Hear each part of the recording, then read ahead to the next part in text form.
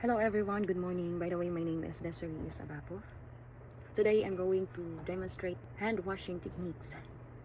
We all know that hand hygiene is considered a primary measure to prevent infection. It is also a single most important to deter the spread of microorganisms. So we are here in a sink, and always remember that sink is a contaminated area. So first we need to prepare the paper towel and antimicrobial soap, which is needed to perform the procedure. And second, we need to remove the jewelry and together the watches and the rings to avoid the lodging of the microorganisms. And next, open the faucet using the paper towel to avoid contact of microorganisms and adjust the temperature of the water.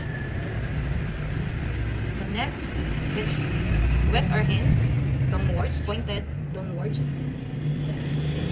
Wet our hands and fingers, including the wrist. Do it downwards, below the elbow and the forearms, and get the exact amount.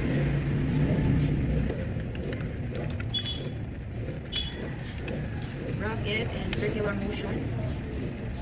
The palm and the back of the hands.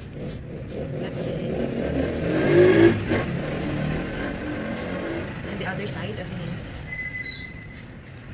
And the intersection of the fingers. Then we need to do the circular motion so that the fingernails will make sure that it is clean. And also this, pay attention to these fingernails, and also the wrist.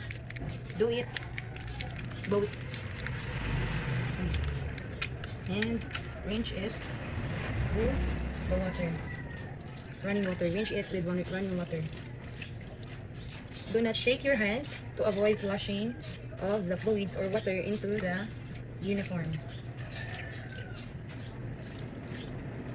And then use the paper towel to turn off the faucet.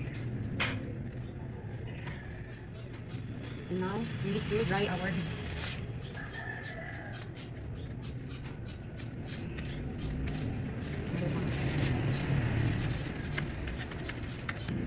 That's it. In healthcare tips, you need to remember these 5 tips. This one.